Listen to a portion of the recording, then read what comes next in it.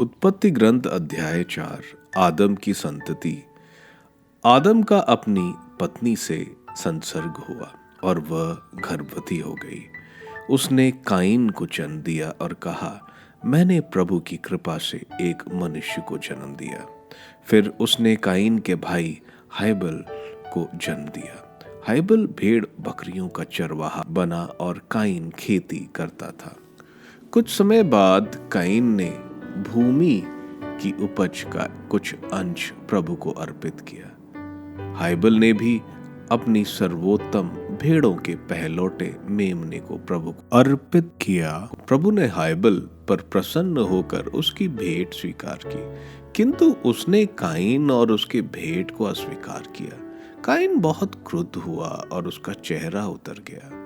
प्रभु ने काइन से कहा, तुम क्यों क्रोध करते हो और तुम्हारा चेहरा उतरा हुआ क्यों है? जब तुम भला करोगे तो प्रसन्न होगे, यदि तुम भला नहीं करोगे तो पाप हिंस पशु की तरह तुम पर झपटने के लिए तुम्हारे द्वार पर घात लगाकर बैठेगा। क्या तुम उसका दमन कर सकोगे? काइन ने अपने भाई हाबिल से कहा, हम टहलने चले। बाहर जाने पर काइन ने हाबिल पर आक्रमण किया और उसे मार डाला। प्रभु ने काइन से कहा, तुम्हारा भाई हाबिल कहाँ है? उसने उत्तर दिया, मैं नहीं जानता। क्या मैं अपने भाई का रखवाला हूं? प्रभु ने कहा, तुमने क्या किया? तुम्हारे भाई का रक्त भूमि पर से मुझे पुकार रहा है। भूमि ने मुंह फैलाकर तुम्हारे भाई का रक्त ग्रहण किया, जिससे तुमने बहाया है।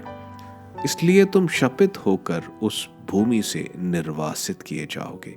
यदि तुम उस भूमि पर खेती करोगे तो वह कुछ भी पैदा नहीं करेगी। तुम आवारे की तरह पृथ्वी पर मारे मारे फिरोगे। तब काइन ने प्रभु से कहा, मैं यह दंड नहीं सह सकता। तू मुझे उपजाऊ भूमि से निर्वासित कर रहा है। मुझे तुझसे दूर रहना पड़ेगा। मैं आवारे की तरह पृथ्वी पर मारा मारा फिरूंगा और भेंट होने पर कोई भी मेरा वध कर देगा। इस पर प्रभु ने उससे यह उत्तर दिया, नहीं, जो काइन का वध करेगा उससे इसका 7 गुना बदला लिया जाएगा।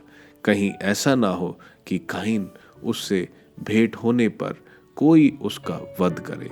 इसलिए प्रभु ने काइन पर एक चिन्ह अंकित किया।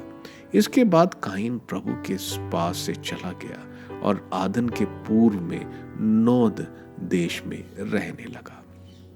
काइन की संतति। काइन का अपनी पत्नी से संसर्ग हुआ। वह गर्भवती हुई और उसने हनोक का जन्म दिया। काइन ने एक नगर बसाया और अपने पुत्र के नाम पर उसका नाम हनोक रखा। हनोक को एक पुत्र हुआ इराद, इराद को महुएल, महुएल को मत्शुएल और मत्शुएल को लमेक। लमेक ने 2 स्त्रियों से विवाह किया।